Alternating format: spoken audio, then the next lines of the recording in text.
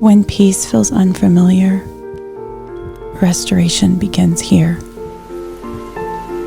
This is P.I.P.E Podcast. Hello, I want to welcome you back to P.I.P.E Podcast. I'm your host, Kezia Mayfield, and I am so glad that you are here. Can I ask you a question? Have you ever noticed that Jesus never finishes the story of the prodigal son? Think about it.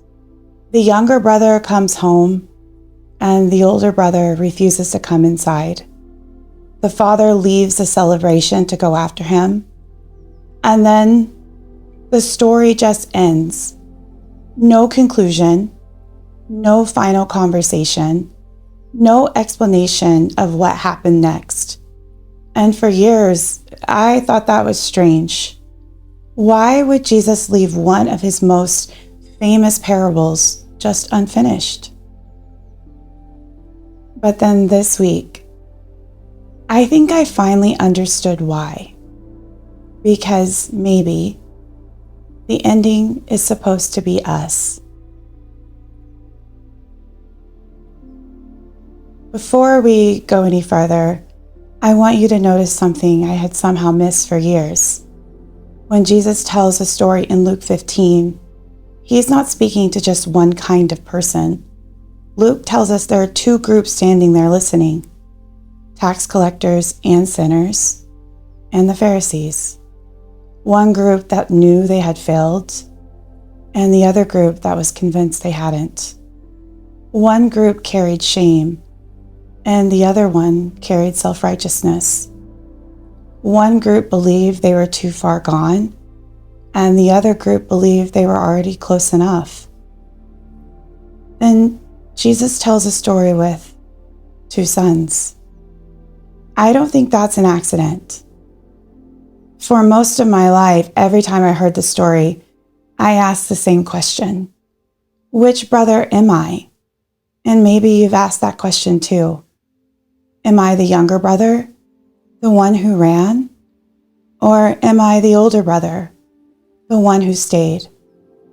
I always assumed that that was the point of the story, and I never stopped to ask a different question.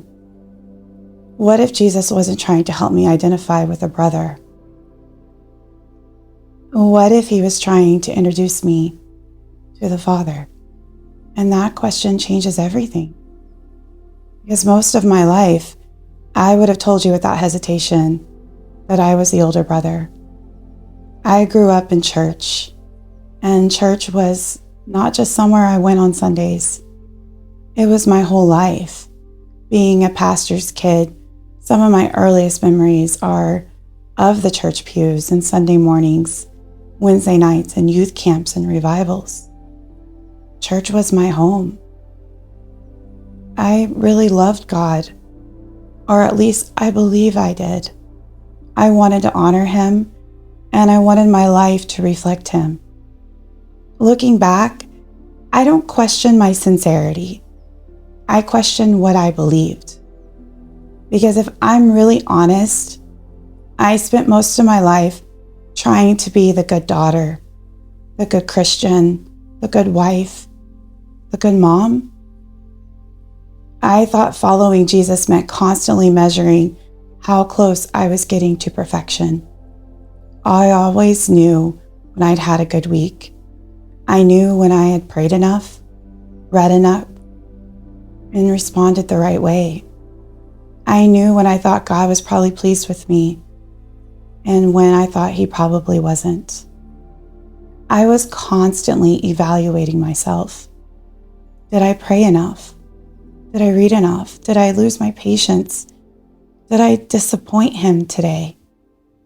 Looking back now, I realize I was treating my relationship with God more like a performance review than a relationship. As though his love rose and fell with my performance. As though my acceptance depended on how well I had done that week. I didn't realize it then, but I was keeping score, just like the older brother. Every time I read Luke 15 growing up, I judged him. I thought, how could he miss the point? How could he be so prideful? Then one day I realized I wasn't reading his story. I was reading my own. Listen to what the older brother says to his father. All these years I've been serving you. I have never disobeyed your command, yet you've never given me. Do you hear it? He's measuring his relationship with his father by everything he's done. I stayed. I worked. I obeyed. I earned this. And as I sat with those words, I realized something that honestly shook me. Maybe I had never prayed those exact words, but I've lived them. God, look at everything I've done. I've tried. I've sacrificed. I've served. I've obeyed. So why don't I have peace? Those questions stay with me and have stayed with me for years. Because if I'm honest, I thought peace was something you earned. I would have never said that out loud. I knew all the right Christian answers. I knew salvation was by grace. I knew Jesus died for my sins. I knew I couldn't save myself. But somehow, I was living as though Jesus opened the door, and now it was my responsibility to prove I deserve to stay inside. The more I think about it, the more exhausting that sounds, because performance never lets you rest. It's always another prayer you could have prayed, another chapter you could have read, another mistake you wish you hadn't made, another reason to wonder if you're disappointing God. I wasn't living like a daughter. I was living like an employee trying not to lose a job, trying to earn what the Father had already decided to give me. And eventually, that way of living has caught up with me. There came a point where I couldn't keep striving anymore. Not because I stopped loving God, because I simply just didn't have anything left to give. And what happened next forced me to ask a question I had spent my entire life avoiding. What if I've misunderstood who the Father is?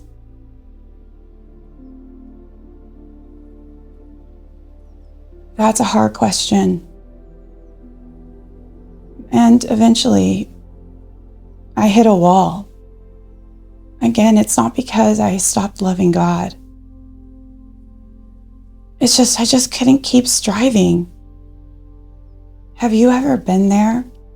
The place where your body is exhausted, your emotions are exhausted, and you realize you spent so much of your life trying to hold everything together that you don't even know how to rest anymore. That was me. I spent years trying to do the right thing, trying to be the good wife, a good mom, a good Christian, trying to regulate my emotions and keep everyone happy and making sure everyone else was okay. I was trying to carry burdens that were never mine to carry. And one day, there was simply nothing left. I remember talking to God and thinking, I've spent my whole life trying. I've tried to honor you. I've tried to obey you. I tried to do the right thing. So why can't I find peace? That question really haunted me because I honestly believed that if anyone should have peace, it should have been someone who had tried this hard. Instead, I was exhausted. And underneath the exhaustion, I was angry. Not because I hated God, because I thought I had kept my end of the bargain. I thought, I've done everything I know how to do, so why does life still hurt? Why am I still carrying anxiety? Why do I feel I have to still earn love? Why can't I just rest? Looking back, that question exposed something in my heart I didn't even know was there. I wasn't just trusting Jesus. I was trusting my performance.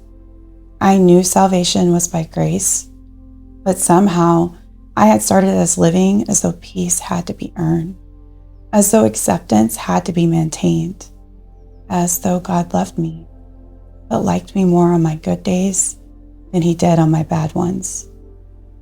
That's a crushing way to live, because performance never lets you stop performing. There's always one more thing to prove, one more standard to reach, one more failure reminding you that you're still not enough.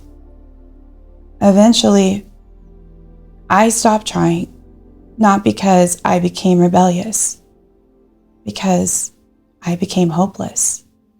And I remember thinking, maybe I don't have enough faith. Maybe this whole thing isn't real.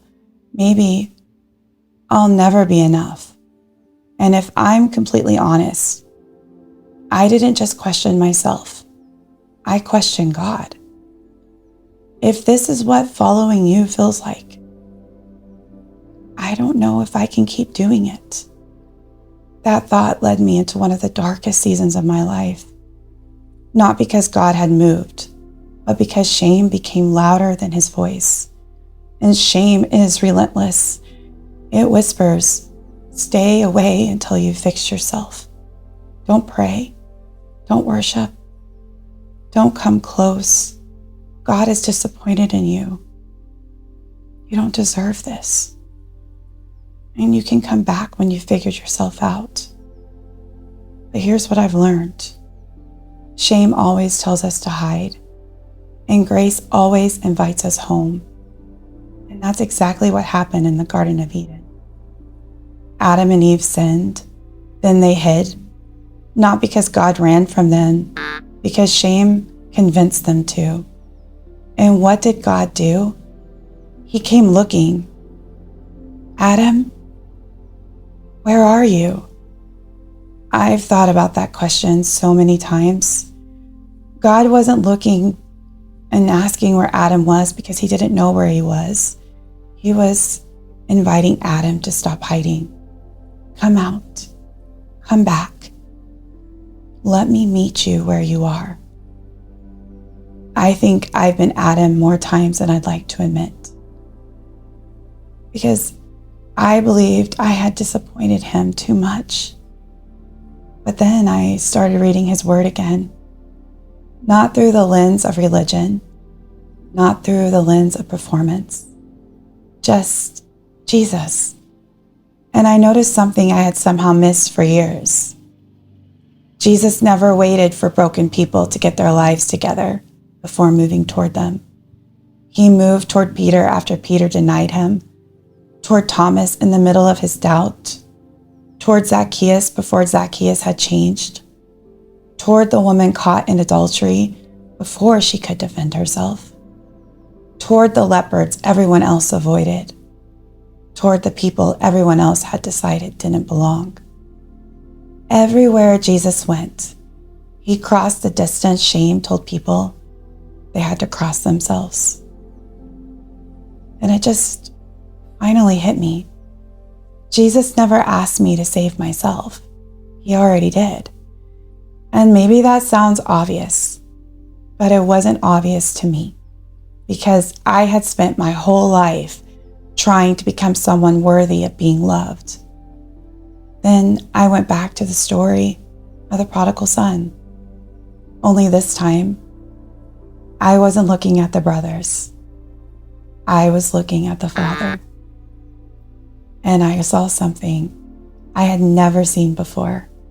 The younger brother believed, I can never be enough. The older brother believed, I can do enough. One believed his failure had disqualified him. The other believed his performance qualified him. One was lost far from home, and the other was lost standing in the front yard. Different paths, but the exact same lie. Both believed belonging had to be earned. Neither one really knew their father.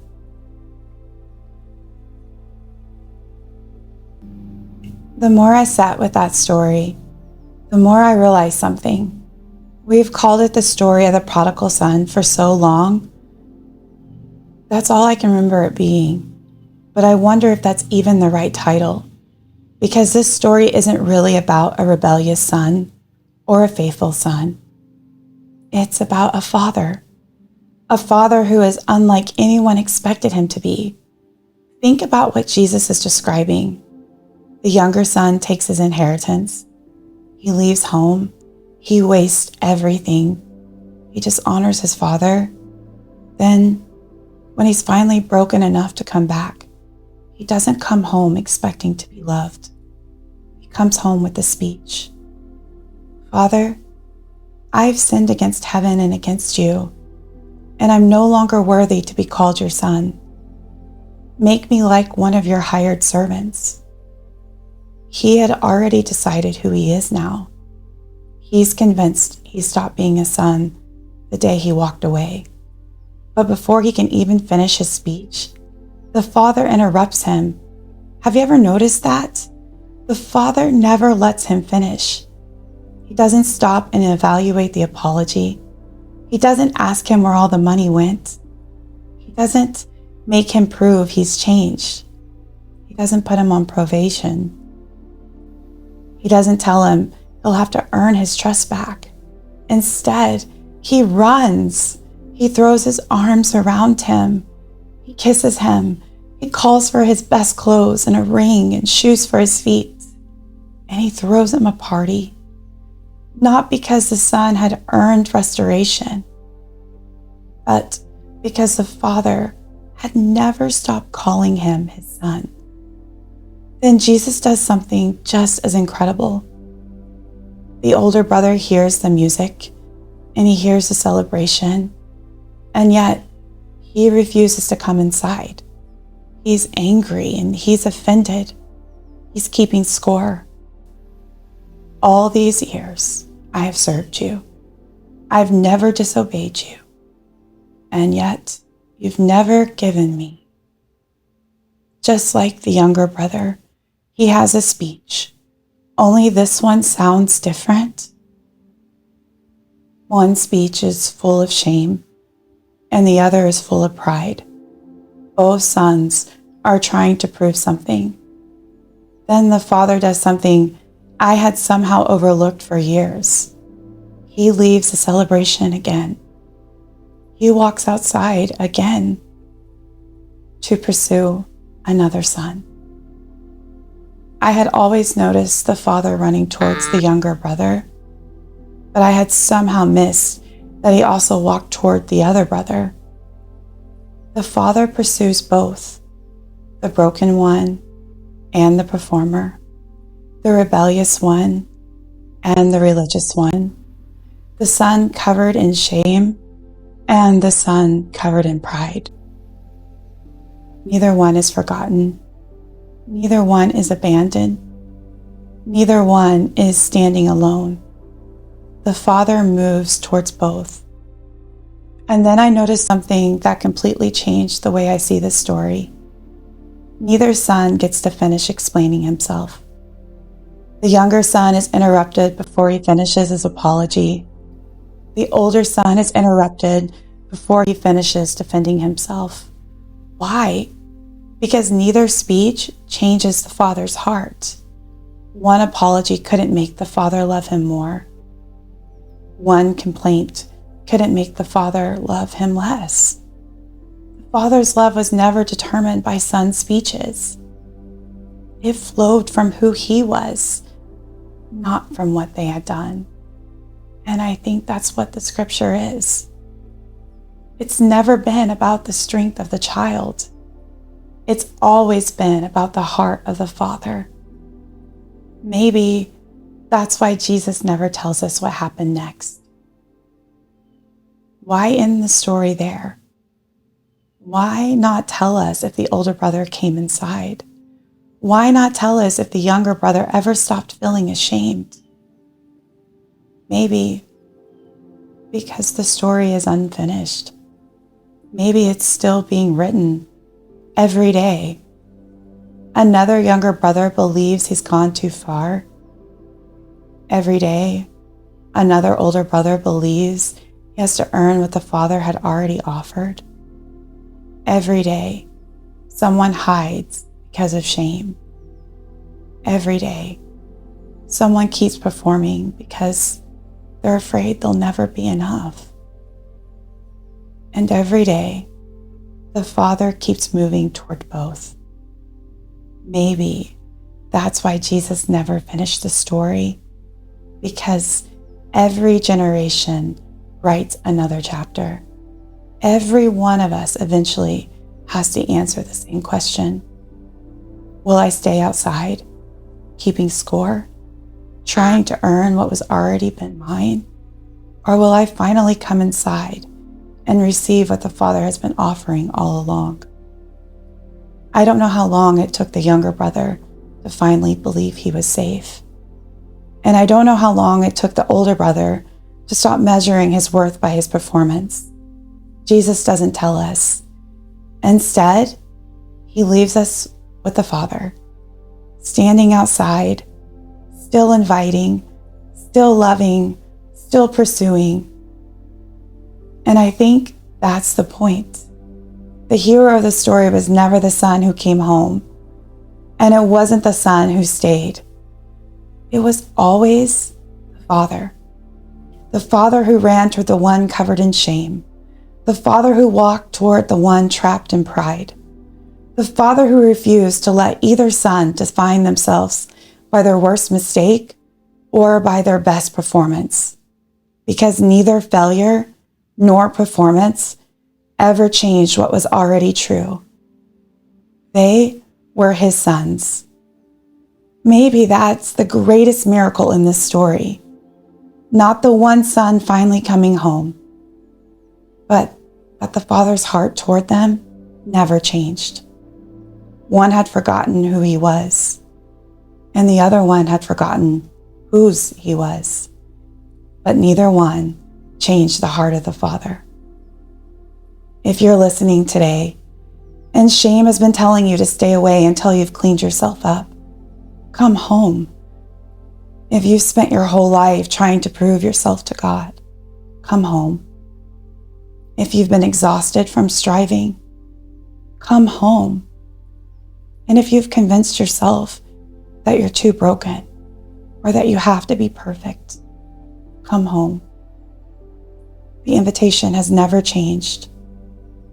It's not to work harder, not do better, not prove yourself. Just simply come home. Because home was never meant to be something you had to earn. Home has always been where your Father is. Thank you for sitting with me today. Thank you for letting me share what God has been teaching me. My prayer is that this week you'll stop asking, what do I have to do for God to love me? And instead begin asking, what has been true about the Father's heart all along that I believed I'd been too afraid to believe? Because the scripture isn't that we finally become good enough. It's that while we're still a long way off, the Father was already running. This is P.I.P.E. Plug into positive energy, and I'll see you next time. Thank you for sitting with us today, where restoration begins.